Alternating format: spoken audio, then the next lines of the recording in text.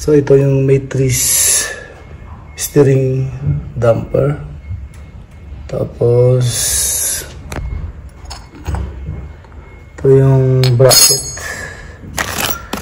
kasama yung screw. Dalawa yan. Yan yung isang component na kinabit ko na.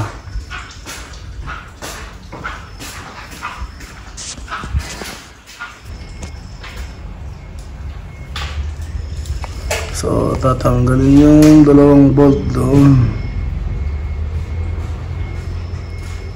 Ano kayang gamit? Parang heatsink. Yung dalawang bolt doon, imamot yung ito. Itong part na ito. Tapos ito yung isang hawak doon sa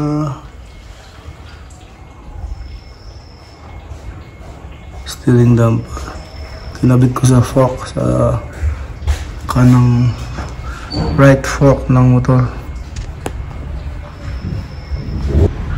Yung dalawang bolt na yon sa may heatsink na yon, baka maiksi yun, kaya ang gagamitin natin itong kasama sa steering bracket na stainless na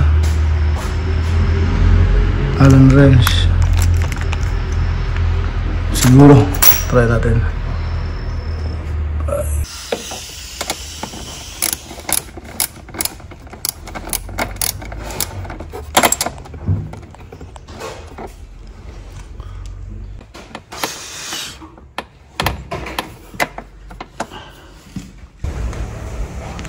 So natanggal na yung mamount na natin yung bracket.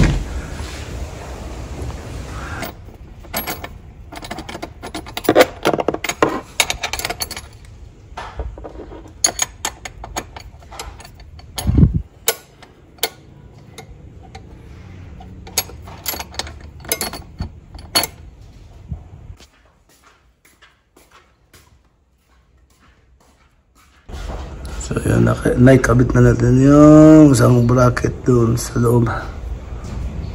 Yan yung mounting nya. Tapos yung isa dito.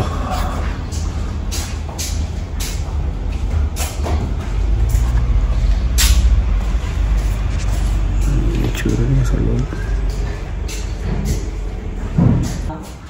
So ito yung mga spacers at saka washers.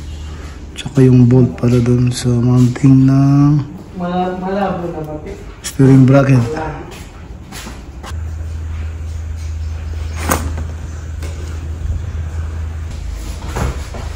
So yan, nakikabit na natin yung steering damper.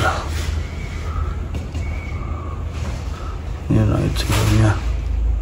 So nakakonect ito doon sa bracket.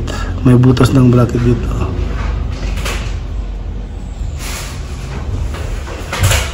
Ang isa naman, itong holder na ito, mayroong butas din. Nakakonect dito sa bracket na ito. Nakinabit ko doon sa may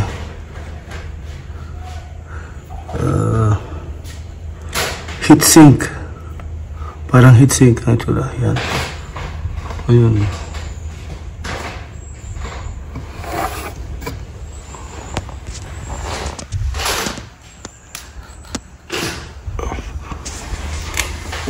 So ito na. Dito ako na mag-adjust. Oh, hindi ko pa pala naigpitan yan. Naigpitan muna natin ito. Ito. Naigpitan ito.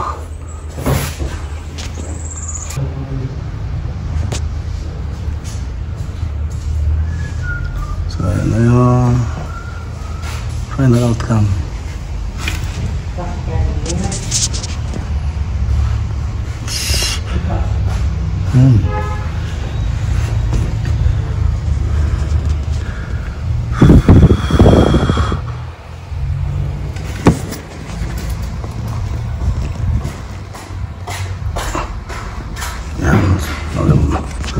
Madali lang ikabit.